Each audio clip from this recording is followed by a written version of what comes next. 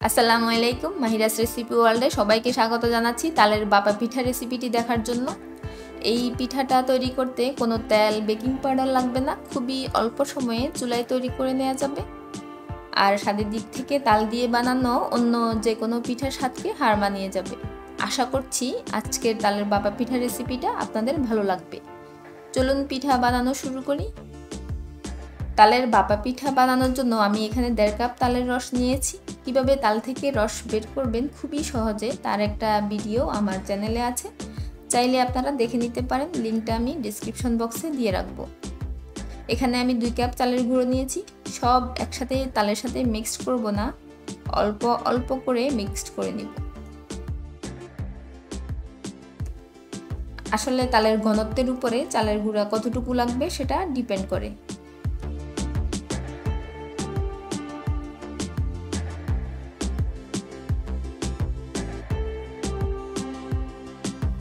দুই কাপ চালের গুঁড়া আমার লাগেনি, প্রায় 1/3 কাপের মতো রয়ে গিয়েছে।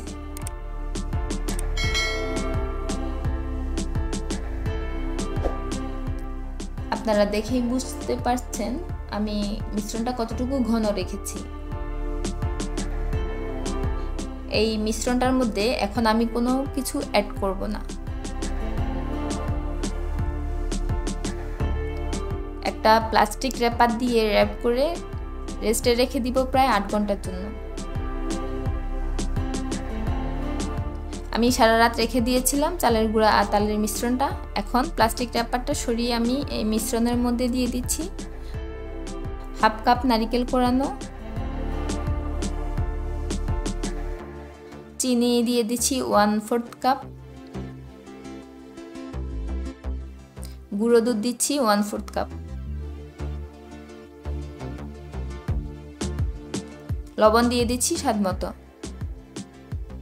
এখন সবকিছু একটা স্প্যাচুলা দিয়ে ভালোভাবে মিশিয়ে নিব।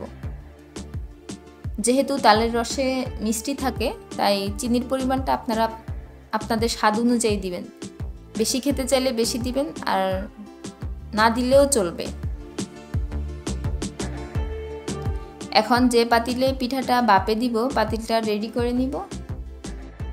1 কেজি পরিমাণ ভাত রান্না করা যায় এমন একটা পাতিল নিলে খুবই ভালো হয়। আর পিঠাটা বানাতে এমন 2টা ছাঁচলিক কাঠি লাগবে। এগুলো যে কোনো কুকারিজের দোকানে কিনতে পাওয়া যায়। এই কাঠি দুটোকে আমি এভাবে ক্রস করে একটা সুতো দিয়ে বেঁধে নিব। আমি কাঠি দুটো বেঁধে নিয়েছি। কাঠির এপাশ আর ওপাশ দুপাশই সমান থাকবে। এখন পাতিলে আমি প্রায় 2 লিটার পানি দিয়ে দিচ্ছি। যেহেতু পিঠাটা আমি ভাপে বানাবো তাই পানির পরিমাণটা একটু বেশি দিচ্ছি, যাতে খুব সহজে শুকিয়ে না যায়।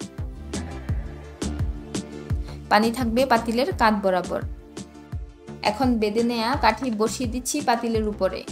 আপনারা একটু ভালোভাবে লক্ষ্য করলেই বুঝতে পারবেন কাঠিটা পাতিলের উপরে যেন থাকে, সাইড থেকে যেন বাইরে বের না হয়, সেদিকে খেয়াল রাখতে হবে।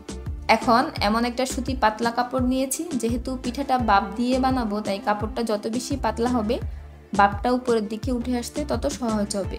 এখন এই কাপড়টা আমি কাঠির উপরে দিয়ে চারদিক থেকে ভালোভাবে বেঁধে নিব। এমনভাবে বাঁধতে হবে যাতে কাপড়টা ঝুলে না থাকে। ঝুলে থাকলে কাপড়ে আগুন ধরে যেতে পারে।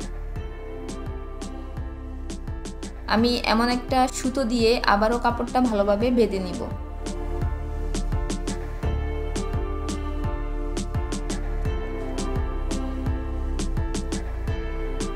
কাঠি যদি নড়ে যায় হাত দিয়ে জায়গা মতো বসিয়ে দিব। এখন আমি পাতিল চুলায় বসিয়ে দিচ্ছি পিঠা বানানোর জন্য। চুলার আগুনটা জ্বালিয়ে পানিতে বাপ আসা পর্যন্ত অপেক্ষা করব। পানি ফুটে যখন বাপ উঠতে শুরু করবে তখন আমি মিশ্রণটা দিব, তার আগে না। পানির বাপটা উপরের দিকে উঠা শুরু করেছে। এখন আমি একটা চামচের সাহায্যে মিশ্রণটা দিয়ে দিব। এক ব্যাচে আমি 4টা করে পিঠা বানিয়ে নিব। একটু ভালোভাবে খেয়াল করলেই বুঝতে পারবেন আমি কিভাবে দিচ্ছি।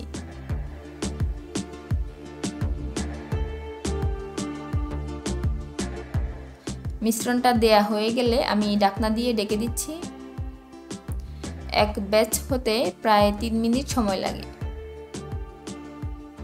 3 মিনিট পর ঢাকনাটা উঠিয়ে আমি হাত দিয়ে দেখছি পিঠাটা হয়েছে কিনা। হাত দিয়ে যদি দেখা যায় হাতের মধ্যে কোনো কিছু লেগে আসছে না, তখন বুঝতে হবে পিঠা হয়ে গিয়েছে। এখন একটা চামচের সাহায্যে পিঠাগুলো আমি উঠিয়ে নিচ্ছি।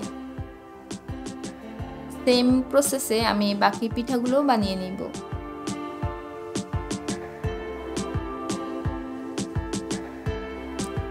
পিঠাটা হয়ে গেলে খুব সহজেই উঠে চলে আসে।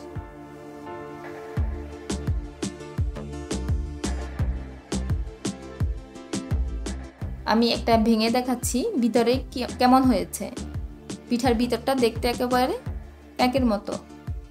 বাসায় একবার তৈরি করে না খেলে বুঝবেন না তালের এই বাপা পিঠাটা খেতে কতটা ভালো লাগে। আশা করছি আজকের রেসিপিটা আপনাদের ভালো লেগেছে। ভালো লাগলে লাইক কমেন্ট করতে ভুলবেন না। আর নিত্য নতুন রেসিপি পেতে আমার চ্যানেলটা সাবস্ক্রাইব করে নেবেন। ভিডিওটা দেখার জন্য সবাইকে ধন্যবাদ জানিয়ে বিদায় নিচ্ছি। আল্লাহ হাফেজ।